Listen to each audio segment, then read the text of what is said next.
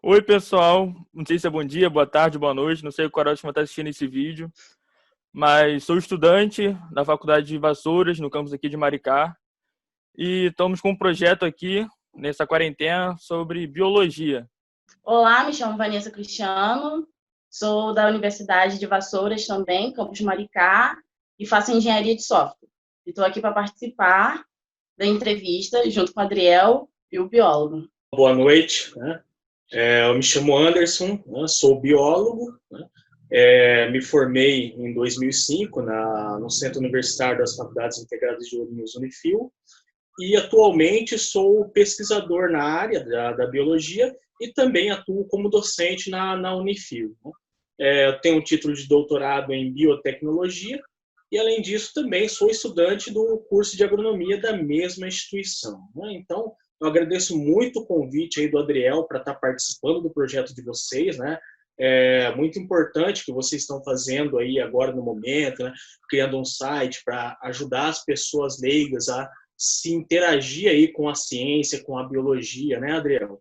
Isso. Então, né, a gente está aberto aí para as perguntas, para as questões, né? E posso aí ajudar vocês aí a esclarecer algumas dúvidas que o público possa ter. Tá? Então, cara, quando eu Vamos lá, Adriel? o cara é fera do fera na área. O cara Então vamos dar início aqui. Lá. Então, como primeira pergunta, que muito polêmica, assim dizendo, o consumo de transgênicos e agrotóxicos no Brasil são riscos a serem considerados atualmente perigosos para a sociedade, atuando no crescimento de doenças como o câncer.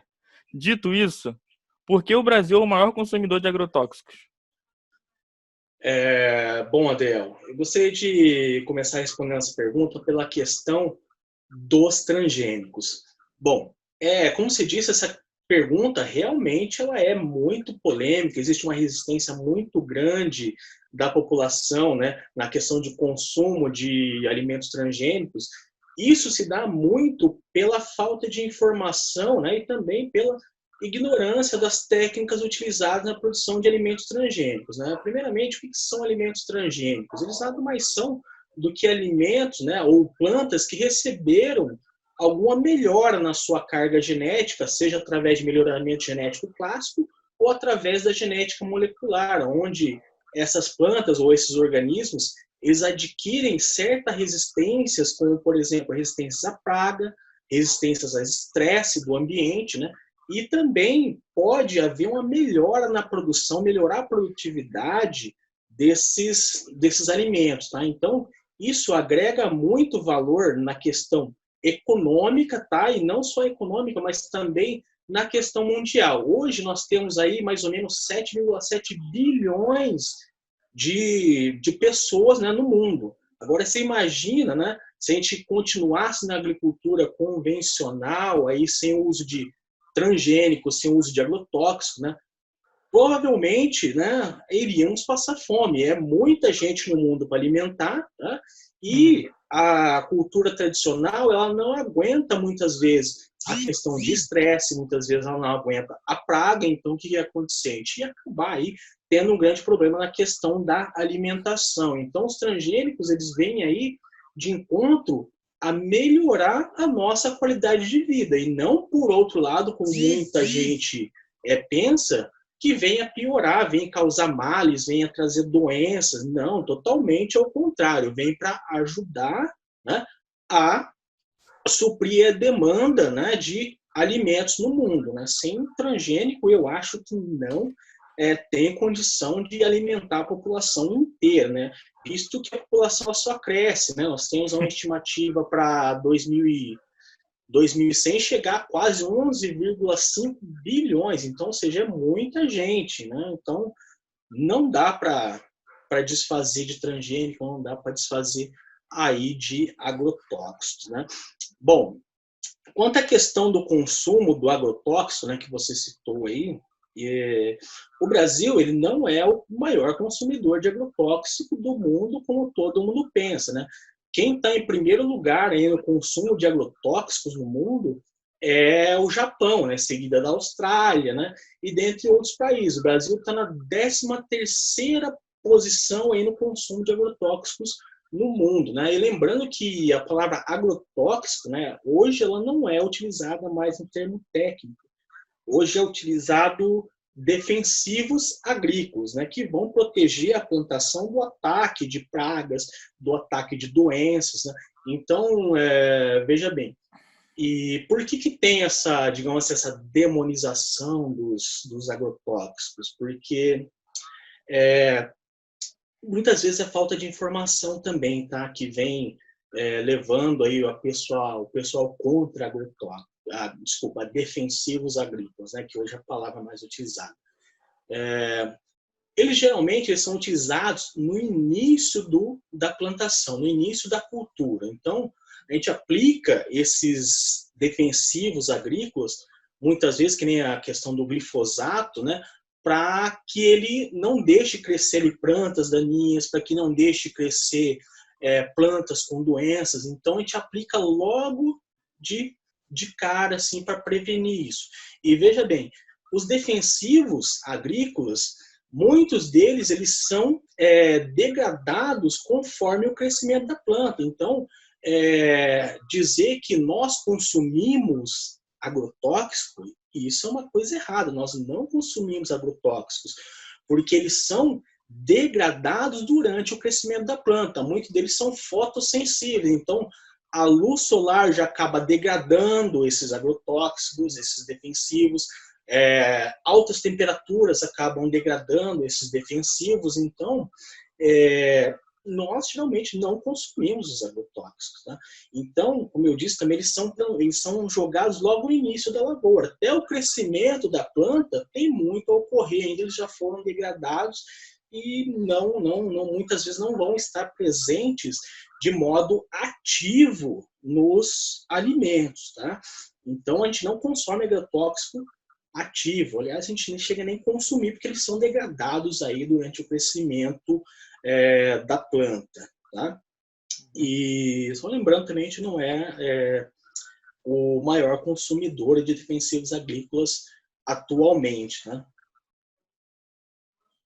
Que o glifosato é considerado pela Agência Internacional de Pesquisa em Câncer como herbicida com alto potencial de causar câncer em humanos, sendo assim, por que é o agrotóxico mais consumido dentro do Brasil? Vamos lá. O glifosato ele é utilizado para matar plantas daninhas. Então, como eu já disse, ele é aplicado logo no início da cultura, tá?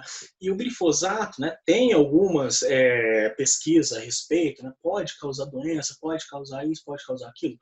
Tudo bem, né? Mas, como eu disse, né, esses defensivos agrícolas, eles são já metabolizados aí durante o crescimento da planta e acaba nem chegando, né, até nós, né, esses defensivos agrícolas.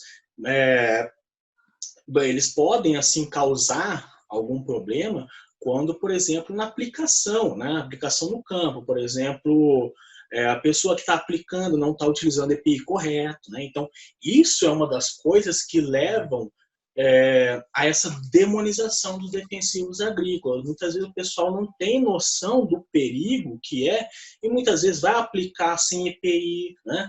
Então ele acaba entrando em contato com a pele. Então eles acabam sendo tóxicos, né? Se você deixar aí ele em contato com a pele, se inalar, né?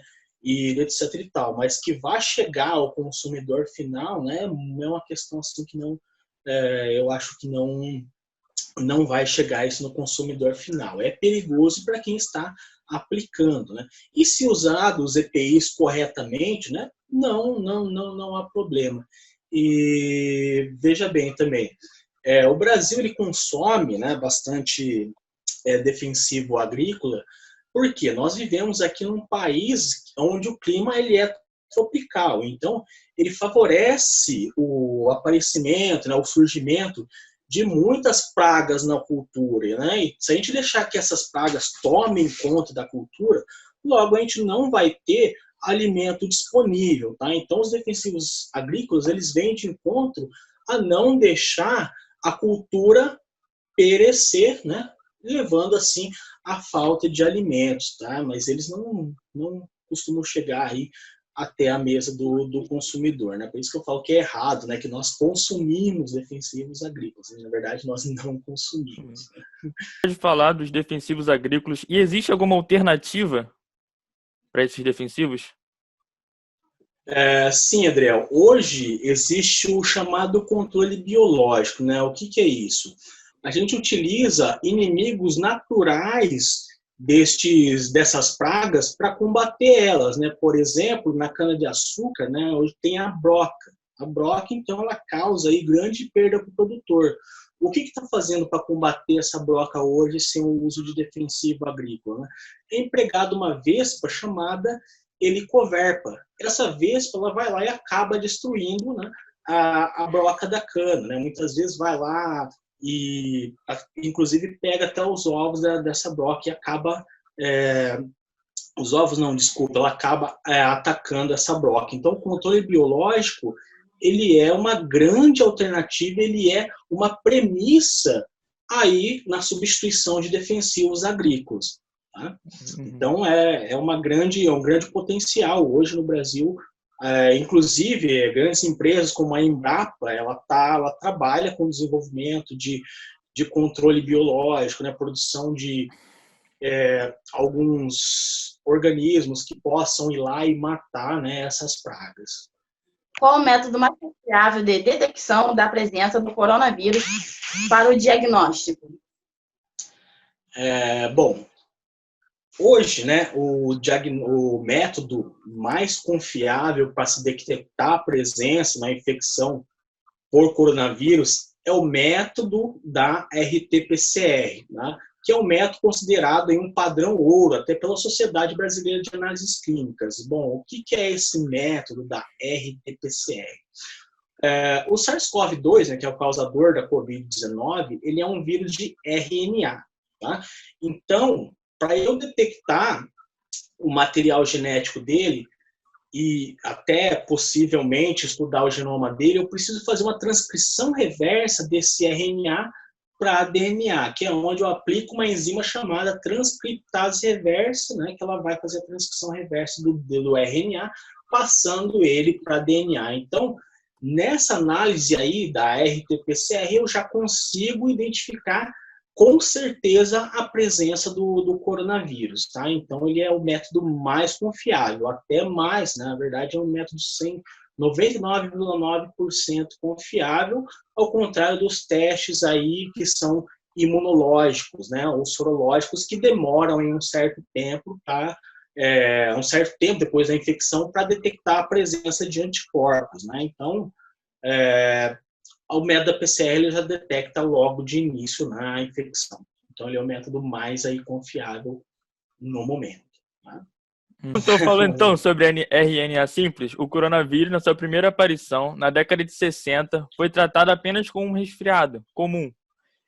Então, quais alterações biológicas fez com que esse vírus se mutasse e acabaria se tornando um vírus mortal?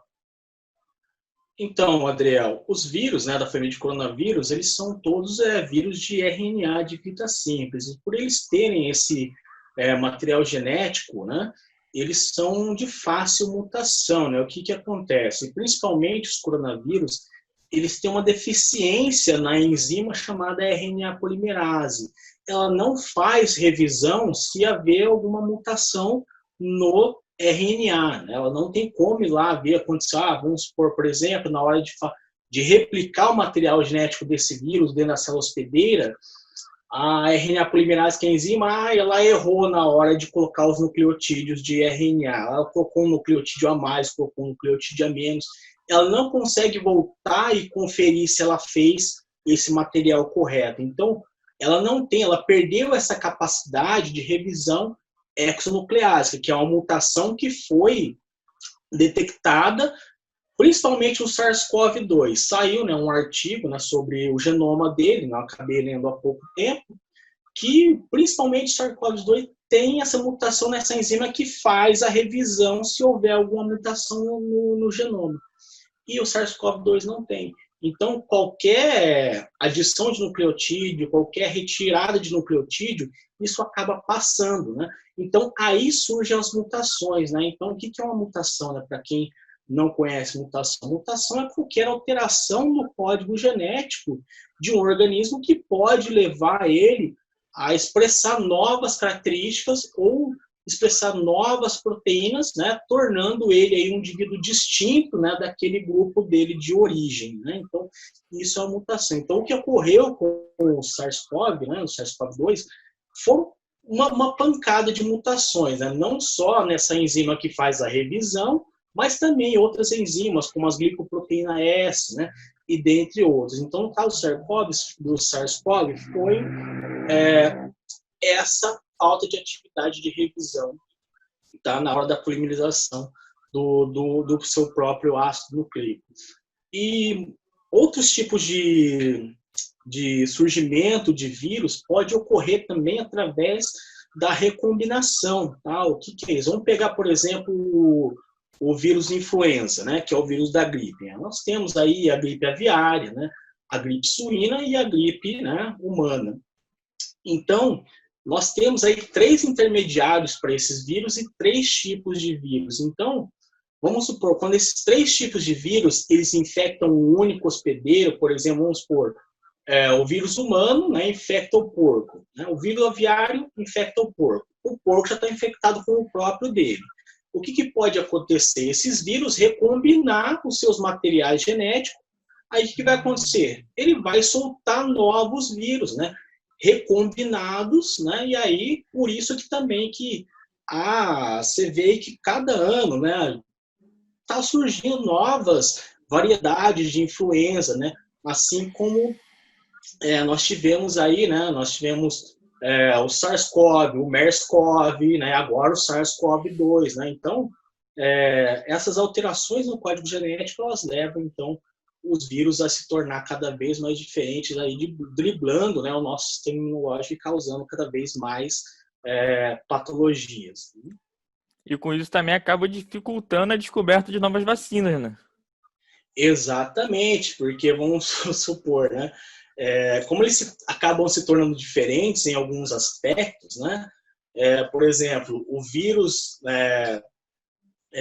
o SARS-CoV, ele já tem uma diferença para o SARS-CoV-2. Uhum. Tá? Então, vamos supor, descobriu uma vacina para o SARS-CoV, mas para o SARS-CoV-2 talvez não funcione. Né? Porque eles têm algumas diferenças na estrutura por causa da mutação. Entendi. E a mesma coisa acontece com a gripe. Né? Por que a gente tem que ficar sempre tomando vacina da gripe? Porque sempre dá ocorrendo mutação.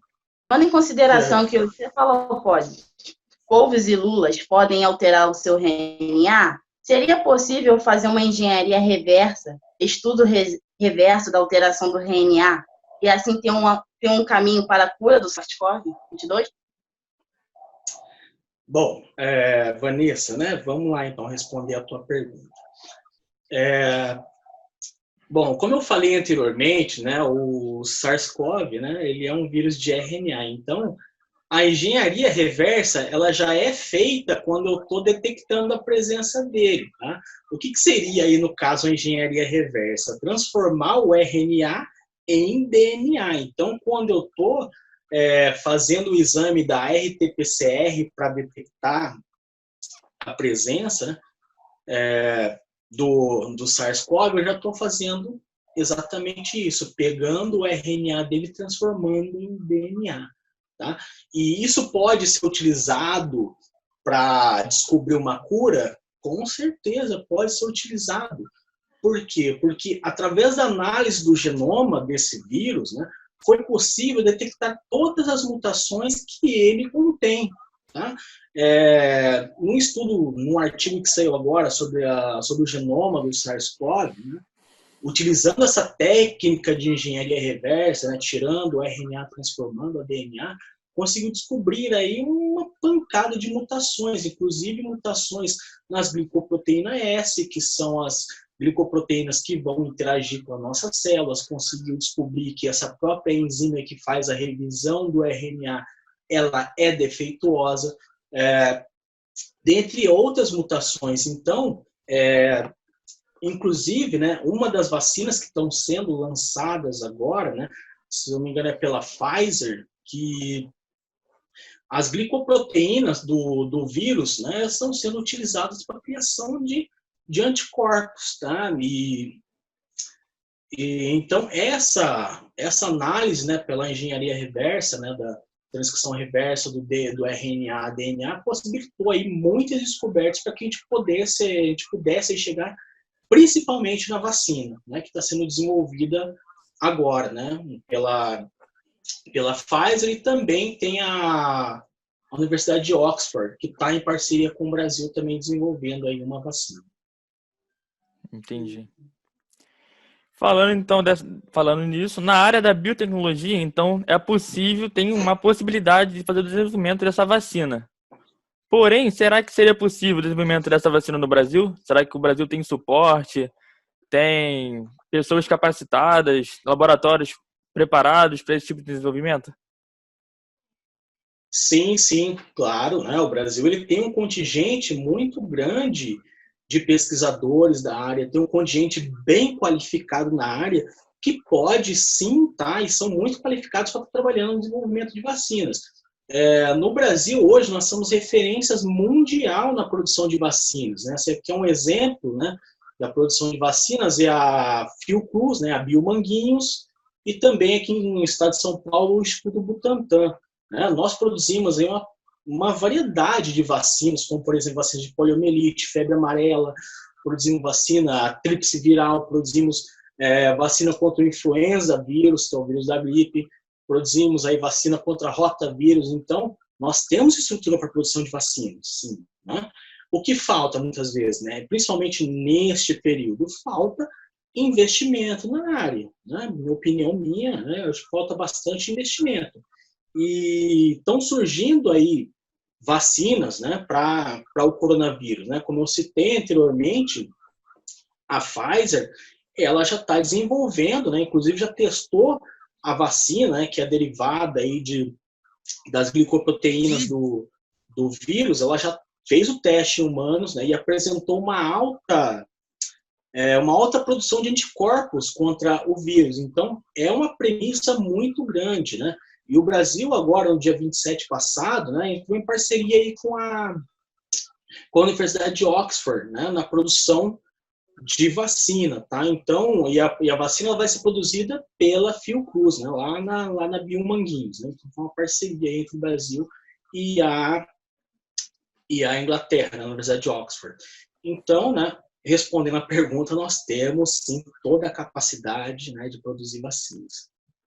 A tecnologia é extremamente importante no agronegócio, em modo geral, atuando na qualidade associada ao monitoramento e redução de danos ambientais. Sendo assim, quais são os impactos da nanotecnologia na agricultura?